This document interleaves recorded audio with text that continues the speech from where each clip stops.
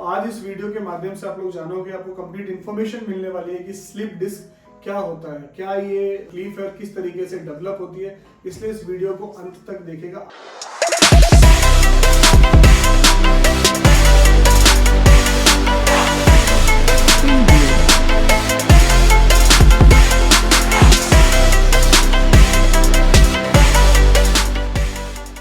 Hello friends, I'm Dr. Sunil Saini, trauma radiology surgeon, expert in limb lengthening, deformity correction and pain management. कमर दर्द की समस्या से almost इतने ज्यादा लोग अफेक्टेड होते हैं, 1/3 ऑफ द यंगर पॉपुलेशन कमर दर्द की समस्याओं से अफेक्टेड होती है। और इसमें बहुत कॉमन जो कारण निकल के आता है वो होता है स्लिप डिस्क या प्रोलैप्स डिस्क।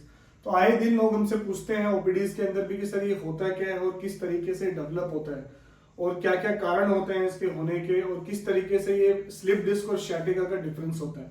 तो आज इस वीडियो के माध्यम से आप लोग जानोगे, आपको कंप्लीट इन्फॉर्मेशन मिलने वाली है कि स्लिप डिस्क क्या होता है, क्या ये तकलीफ है, किस तरीके से डेवलप होती है। इसलिए इस वीडियो को अंत तक देखेगा। आज जो हम लोग डिस्कशन करने वाले हैं बेसिकली लंबर डिस्क की बात करने वाले हैं। हमारी जो होल स्पाइन की अगर मैं बात करता हूं, अगर मैं अपने होल स्पाइन स्ट्रक्चर की बात करें तो ऊपर में हमारे पास ऐसा हमारा ढांचा होता है। अगर हम इसमें देखेंगे सर्वाइकल स्पाइन गर्दन का हिस्सा, डोर्सल स्पाइन या थोरेसिक स्पाइन जो हमारा अपर बैक होता है, एंड लोअर बैक जो हमारा होता है जिसको हम कहते हैं लंबर स्पाइन, और नीचे में हमारा होता है सैक्रम। तो ऊपर सर्वाइकल स्पाइन, डोर्सल स्पाइन या थोरेसिक स्पाइन, लंबर स्पाइन, और नीचे में हमारी सैक्रम या सैक्रल बोन होती है जो हमारा पेल्विक रीजन को बनाती है। आज हमारी सारी डिस्कशन जो है लंबर वर्टिब्रे के ऊपर होती है। ज्यादातर डिस्क की समस्याएं दो जगह पे ही होती है। नंबर 1 इज सर्वाइकल स्पाइन के अंदर, दूसरी लंबर स्पाइन में, क्योंकि इन्हीं के बीच में सबसे ज्यादा मोबिलिटी होती है। हमारी गर्दन की मूवमेंट होती है, flexion, extension, rotation, sideward movement. उसी तरीके से हमारे कमर के निचले हिस्से यानी कि लंबर स्पाइन की मूवमेंट होती है, flexion, extension, sideward movements. So friends, आज हमारा सारा टॉपिक जो है वो डिस्कशन का जो हमारा टॉपिक होगा वो पूरा का पूरा होगा लंबर स्पाइन के ऊपर। जब हम लंबर स्पाइन की बात करते हैं तो this area is lumbar spine. ये पूरा का पूरा एरिया हमारा लंबर स्पाइन है। इनफैक्ट हम लंबोसैक्रल स्पाइन की बात करेंगे जहां पे हमारी सैक्रम बोन भी आती है। तो लंबर स्पाइन के अंदर हमारी 5 वर्टिब्रे होती हैं, L1, 2, 3, 4 एंड 5, और नीचे में इसके साथ अटैच हो जाती है हमारी सैक्रम बोन। सैक्रम बोन हमारी इसके साथ अटैच हो जाती है। So this is the structure. अब मैं सारी जो डिस्कशन कर रहा हूं वो लंबर स्पाइन के ऊपर हम लोग डिस्कशन कर रहे हैं। So friends, this is lumbar spine, यानी कि हम कमर के सबसे निचले हिस्से की बात कर रहे हैं जहां पे हमारी 5 वर्टिब्रे होती है, 5 रीढ़ की हड्डियां होती है, L1, 2, 3, 4, 5, और निचला हिस्सा जो होता है सैक्रम। क्योंकि मोस्ट कॉमनली हमारी डिस्क कोलैप्स नीचे वाले हिस्से में होते, तो मैं अभी सारा का सारा स्ट्रक्चर हम L3 से दिखाएं। तो दिस इज L3, ये 3 है, this is your L4 and this is your L5। तो ये हमारी वर्टिब्रे जो आप स्ट्रक्चर देख रहे हैं, ये वर्टिब्रे होती है, रीढ़ की हड्डियां होती है। हर दो रीढ़ की हड्डी के बीच में इन बिटवीन 2 वर्टिब्रे जो ये ब्लू स्ट्रक्चर देख रहे हैं, जो आप ये ब्लूइश स्ट्रक्चर देख रहे हैं, this bluish structure is called intervertebral disc, यानी कि जिसको हम डिस्क कहते हैं। 2 हड्डी के बीच में जो कंटेंट होता है उसको हम डिस्क बोलते हैं। इसी तरीके से आप जब इधर देखेंगे तो ये एपी व्यू, यानी कि सामने की तरफ से हम बात कर रहे हैं और ये हम साइड से बात कर रहे हैं। सामने से हम देखते हैं तो ये हमारी 2 हड्डियां होंगी, दिस, और दोनों रीढ़ की हड्डी के बीच में ये जो मटेरियल आप देख रहे हैं व्हाइटिश स्ट्रक्चर यहाँ पे, जो यहाँ पे ब्लू स्ट्रक्चर था, उसी को हम कहते हैं इंटरवर्टिब्रल डिस्क। तो ये हमारी L4 डिस्क, यहाँ पे L5 disc and this is L3 disc. अब फ्रेंड्स, इसके साइड से जो आप देख रहे हैं, इसके साइड से जो आप स्ट्रक्चर्स देख रहे हैं, ये जो पीली चीजें आप देख रहे हैं, दीज आर द नर्व्स। ये हमारी नर्व्स होती हैं। तो इस बात से आप अंदाजा लगा सकते हैं किस तरीके से हमारे बिल्कुल डिस्क के साइड से और पीछे से हमारी नर्व्स निकल के आ रही है। These are the nerves. ये जो स्ट्रक्चर निकल के आ रहा है इनको हम नर्व्स कहते हैं, और यहाँ से इनके रूट्स होते हैं, यानी कि जड़ें होती हैं। इसलिए कई बार हमारे उसमें जब डिस्क प्रोलैप्स होता है तो नर्व रूट कंप्रेशन हमारी रिपोर्ट्स के अंदर लिखा आता है। तो these are the disc, and उसके साइड से बिल्कुल नर्व्स निकल के आ रही है, जो पीली पीली नर्व स्ट्रक्चर आप देख रहे हैं। तो ये नर्व्स निकल के आती हैं and then they will go to the buttock, and buttock के अंदर हमारी सैक्रल प्लेक्सस की नर्व्स होती हैं, L4, L5, S1, S2, S3। ये बटक्स में जाके जो सबसे थिकेस्ट पार्ट बनाते हैं इसको हम कहते हैं sciatic नर्व, और फिर sciatic नर्व हमारे पूरे थाई में, थाई से हमारी काफ में, और फिर पूरे फुट को सप्लाई करता है। sciatic नर्व का टॉपिक हम लोग एक अलग से लेंगे, किस तरीके से sciatica और प्रोलैप्स इंटरवर्टिब्रल डिस्क अपने आप में अलग अलग चीजें हैं। तो इस वाले उसमें हमने देखा कि किस तरीके से दो हड्डियों के बीच में, दो वर्टिब्रे के बीच में जो स्ट्रक्चर होता है उसको हम कहते हैं इंटरवर्टिबल डिस्क। सो इसके बिल्कुल साइड से आप देखेंगे कि हमारी नर्व्स निकल के आ रही है, यहाँ पे हमारी डिस्क है और डिस्क के बिल्कुल साइड से नर्व्स निकल के आ रही है, जिनको हम कहते हैं ट्रैवर्सिंग और एग्जिटिंग नर्व रूट्स। यहाँ पे मैंने दिखाना चाहा है कि किस तरीके से हेल्दी डिस्क दिखती है और किस तरीके से जब बीमारी हमें हो जाती है, जिसको ओल्ड एज के अंदर डिजेनरेटिव स्पाइन डिजीज भी कहते हैं, कि एज के साथ जब हमारी डिस्क डैमेज होने लग जाए, हमारे जॉइंट्स डैमेज होने लग जाए, तो कैसा आप स्ट्रक्चर इसमें पाते हैं। तो इसके अंदर आप देखेंगे कि एक साइड में हमारी हेल्दी वर्टिब्रेज है, तो ये सारी की सारी हमारी रीढ़ की हड्डियां वर्टिब्रेज इनको बोलते हैं, उनके बीच में जो स्ट्रक्चर है वो ब्लू स्ट्रक्चर है, इसको हम कहते हैं इंटरवर्टिबल डिस्क, जो इस समय हेल्दी डिस्क है। इसी तरीके से अगर हम अफेक्टेड या damage disc, desiccated disc, dry disc, कुछ भी कह सकते हैं, जब वैसा स्ट्रक्चर आ जाए तो आप देखेंगे किस तरीके से इनकी हाइट कम हो चुकी है। यहाँ पे देखेंगे इंटरवर्टिबल हाइट्स और यहाँ पे आप देखेंगे कंपैरिजन के लिए किस तरीके से ये सारी की सारी अफेक्टेड होती है डिजनरेशन के अंदर, या फिर हमें डिस्क प्रोलैप्स हो जाता है तो उस कंडीशन के अंदर। नाउ कमिंग टू नेक्स्ट, और जो बहुत ही इंपॉर्टेंट है कि हमारी डिस्क को अगर हम, अभी तक हमने देखा कि किस तरीके से हमारी 5 लंबर स्पाइन के अंदर हमारी 5 वर्टिब्रे होती है, 1 2 3 4 5, इन बिटवीन 2 वर्टिब्रेस हमारी डिस्क होती है और डिस्क के साइड से बिल्कुल हमारी नर्व्स निकल के जा रही है, दीज आर द डिस्क। अब हम जो स्ट्रक्चर देखने जा रहे हैं ये बहुत ही इंपॉर्टेंट है, इसको आप समझ जाओगे तो आपको समझ में आएगा कि किस तरीके से डिस्क की समस्याएं हमें डेवलप होती है। तो ये हमारा एक डिस्क का स्ट्रक्चर हमने देखा, हम डिस्क को ऊपर से देख रहे हैं इस समय। तो डिस्क की 2 चीजें होती हैं, एनुलस फाइब्रोसस और अंदर के अंदर होता है न्यूक्लियस पल्पोसस। न्यूक्लियस पल्पोसस एक अंदर का स्ट्रक्चर है और इस न्यूक्लियस पल्पोसस क्योंकि जेलेटिनस स्ट्रक्चर होता है, जेलेटिनस में जेल के जैसा स्ट्रक्चर होता है, बहुत ही सॉफ्ट स्ट्रक्चर होता है, वाटरी स्ट्रक्चर होता है, और इस वाटरी स्ट्रक्चर को होल्ड करने के लिए बाहर में जो आप देख रहे हैं लेयर्स जो वेव्स की तरह बनी हुई है, these are the annulus fibrosus. इसको हम एनुलस फाइब्रोसस कहते हैं, यानी कि फाइबर का पार्ट होता है, ये फाइब्रस टिश्यू से बना हुआ होता है। सो दिस इज, ये जो हिस्सा आप देख रहे हैं दिस इज एनुलस फाइब्रोसस, और इधर में इनके बीच में जो स्ट्रक्चर आप देख रहे हैं ये पूरा का पूरा हमारा होता है nucleus pulposus. Nucleus pulposus basically watery structure, gelatinous structure होता है, ये जेल लाइक स्ट्रक्चर है कि जेल की तरह होता है। और अब आप देखेंगे इसके अंदर कि किस तरीके से ये पूरा का पूरा दिस एरिया इज, ये पूरा का पूरा जो जेल अंदर भरा हुआ है दिस इज न्यूक्लियस पल्पोसस, और इस जेल को कंटेंट करने के लिए, होल्ड करने के लिए हमारे जो फाइब्रस टिश्यू है उनको हम कहते हैं एनुलस फाइब्रोसस। तो इस तरीके से हमारा डिस्क का स्ट्रक्चर होता है और डिस्क के बिल्कुल साइड से हमारी नर्व्स निकल के आती है, उनको हम स्पाइनल नर्व कहते हैं।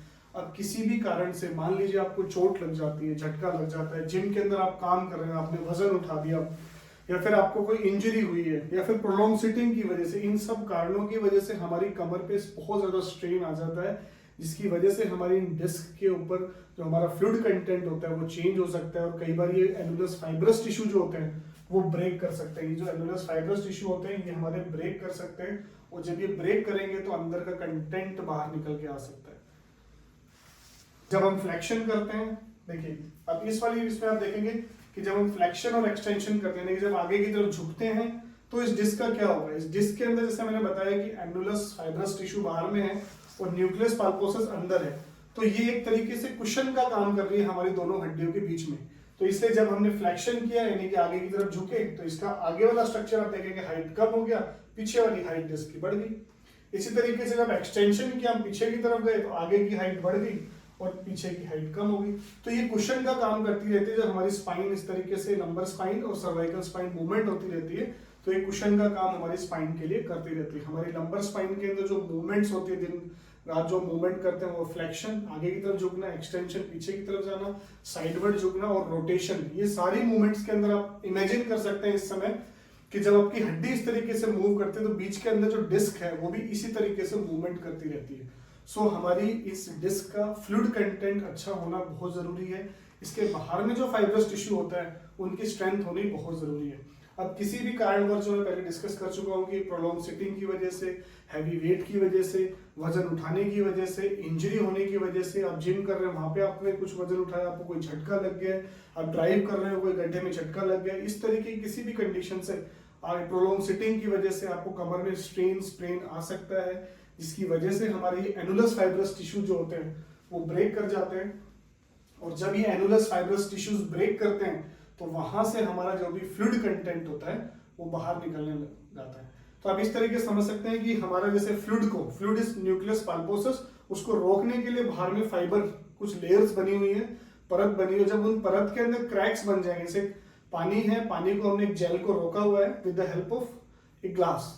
अब ग्लास के अंदर जब क्रैक्स आने लग जाएंगे तो वो फ्लूइड या जेल बाहर निकलने लग जाएगा। तो इसी तरीके से आप डिस्क को कुछ इसी तरीके से समझ सकते हैं कि एक बाहर में एनुलस फाइब्रस टिश्यू है, वो फाइब्रस टिश्यू के अंदर में पूरा जेल भरा हुआ है, और जैसे ही उसके अंदर क्रैक्स पड़ने लग जाएंगे तो वो कंटेंट बाहर निकलने लग जाएगा, और बाहर निकल के वहीं पे हमारी नर्व्स है, उस नर्व्स के ऊपर कंप्रेशन डालने लग जाता है, जिसको कहते हैं डिस्क बल्ज। इस वाले पिक्चर में आप बहुत क्लैरिटी से समझ पाएंगे किस तरीके से ये हमारी डिस्क है। डिस्क का ये न्यूक्लियस पल्पोसस जो मैं बात कर रहा था उसको बाहर निकलने लग गया, this is coming out. Now you can see here, यहाँ पे आप देखेंगे कि ये स्ट्रक्चर बाहर निकल के आ रहा है, ये दिस इज द डिस्क, और ये हमारा फाइब्रस टिश्यू, और अब ये बाहर निकल के जो स्ट्रक्चर आने लग गया है, this is called herniation, disc bulge, slip disc, जो भी आप बोलना चाहो वो बोल सकते हो।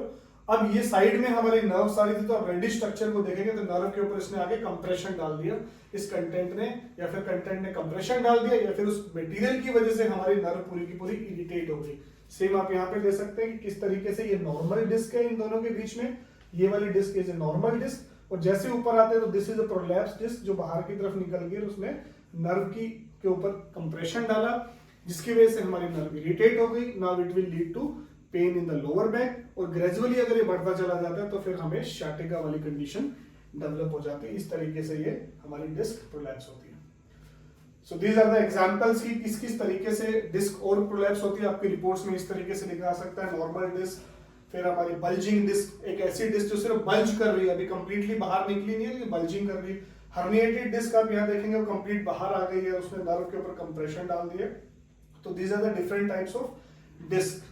सो bulging disc, protrusion disc, extrusion disc, sequestrated disc, ये आप लोगों के लिए नहीं है लेकिन जस्ट फॉर इंफॉर्मेशन की अलग अलग टाइप से डिस्क की रिपोर्टिंग जो है हमारी एमआरआई पे की जाती है कि ये बल्जिंग डिस्क है, प्रोट्रूजन डिस्क है, सिक्वेस्ट्रेशन डिस्क है। तो disc, now the investigation of choice की कैसे पता चलेगा। जैसे आप स्टार्टिंग में डॉक्टर के पास जाते हैं, वो आपको मेडिकेशन देते हैं, फिजियो रिहैबिलिटेशन, उससे आप ठीक नहीं होते हैं, तो एक्सरे के अंदर usually we can not see the disc, only we can see the intervertebral height. Intervertebral जो हाइट है उसको देखा जा सकता है, लेकिन डिस्क को देखना उसमें इम्पॉसिबल है। तो इन्वेस्टिगेशन ऑफ चॉइस जो होती है वो होती है हमारी MRI. Now you can see here, ये जो आप ब्लैक ब्लैक देख रहे हैं square, these are the vertebrae, ये हमारी रीढ़ की हड्डी है, और इन हर दोनों के बीच में जो है वो वाइट स्ट्रक्चर हमारी डिस्क है। तो वाइट स्ट्रक्चर जो आप देख रहे हैं वो डिस्क है, ये वाइट स्ट्रक्चर है, ये हमारा डिस्क है। अब यहाँ देखेंगे ये white and in between it is black, यानी कि वो वाइट जो वाटरी कंटेंट था, जो जेल कंटेंट था, पूरा बाहर आ गया, जिसकी वजह से हमारी डिस्क ड्राई हो गई। अब ऐसी ड्राई डिस्क की मूवमेंट्स जब करोगे तो आपको पेनफुल होगा, क्योंकि वहां पे कंटेंट है ही नहीं, उसकी कुशनिंग इफेक्ट जो खत्म हो चुका है, उसका जो कंटेंट बाहर निकला है उसने साइड में नर्व्स को इरिटेट कर दिया, जिसकी वजह से नर्व इरिटेशन, इन्फ्लेमेशन हो जाती है। इसी सारे मुद्दे को हम कहते हैं प्रोलैप्स डिस्क, स्लिप डिस्क या फिर डिस्क हर्निएशन। इसके अलग अलग तरीके से डिस्क्रिप्शन किया जा सकता है, लेकिन आम भाषा में हम इसको बोलते हैं कि इंटरवर्टिबल डिस्क प्रोलैप्स या स्लिप डिस्क की समस्या होना, डिस्क के कंटेंट का बाहर निकल जाना। अब इसके आगे आता है इसके क्या कारण हैं, किस कारणों से हो सकती है और किस तरीके से उन कारणों से हम बच सकते हैं, ये हम आने वाली वीडियोस के अंदर देखेंगे फ्रेंड्स। और स्लिप डिस्क और शाटिका में क्या डिफरेंस है, ये बहुत कॉमन आता है कि स्लिप डिस्क लीडिंग टू शाटिका या फिर शाटिका बिल्कुल इंडिपेंडेंटली भी एग्जिट कर सकता है, तो ये हम आने वाली वीडियोस के अंदर। सो फ्रेंड्स, आज हमने इस वीडियो से जाना कि किस तरीके से हमारी डिस्क प्रॉब्लम्स डेवलप होती है और क्या हमारी नॉर्मल डिस्क किस तरीके से दिखती है, और जब डिस्क का कंटेंट बाहर निकल जाता है तो किस तरीके से वो डिस्क का जो कंटेंट है वो बाहर निकलने की वजह से हमारे नर्व के ऊपर कंप्रेशन डाल सकता है। तो इन शॉर्ट ये था कि हमारी डिस्क जो है वो दो रीढ़ की हड्डी के बीच में जो कुशनिंग इफेक्ट है वो डिस्क प्रोवाइड करती है। डिस्क का बाहर का स्ट्रक्चर है उसको हम बोलते हैं न्यूक्लियस, अंदर का जो स्ट्रक्चर है उसको बोलते हैं न्यूक्लियस पल्पोसस, जो कि जेल जैसा स्ट्रक्चर है। उसके बाहर में जो कंटेंट है उसको कहते हैं एनुलस फाइब्रोसिस, और ये कुशन का काम हमारे पार्ट के लिए करती रहती है। जब भी हम बेंडिंग करते हैं, ट्विस्टिंग करते हैं, रोटेशन करते हैं, तो ये कुशन का काम हमारे स्पाइन के लिए करती रहती है। अगर इसमें किसी प्रकार की समस्या आने लग जाती है तब हमें बैक पेन की समस्या है, हमें शाटिका की समस्या है, हमें सर्वाइकल स्पॉन्डिलोसिस की समस्या है, हमें रेडिकुलोपैथी की समस्याएं डेवलप हो जाती है। आने वाली वीडियोस को आप जरूर देखिएगा, उसके अंदर आपको क्लैरिटी होगी कि किस तरीके से किन कारणों से डिस्क की समस्या होती है। क्योंकि आए दिन पेशेंट हमारे से पूछते हैं, स्पेशली जो अटेंडेंट्स अपने पेशेंट को लेके आते हैं, तो वो पूछते हैं हम कैसे इस समस्या से बच सकते हैं, क्या मेरी दिनचर्या में ऐसा कुछ कार्य हो रहा है जिसकी वजह से ये प्रॉब्लम बढ़ सकती है। तो आपको उससे इंफॉर्मेशन मिलेगी किस तरीके से कुछ एक्टिविटीज की वजह से भी हमें जो है डिस्क की समस्या डेवलप होती है, कैसे उसको प्रिवेंट कर सकते हैं। शाटिका क्या होता है आने वाली हम वीडियोस के अंदर डिस्कस करेंगे।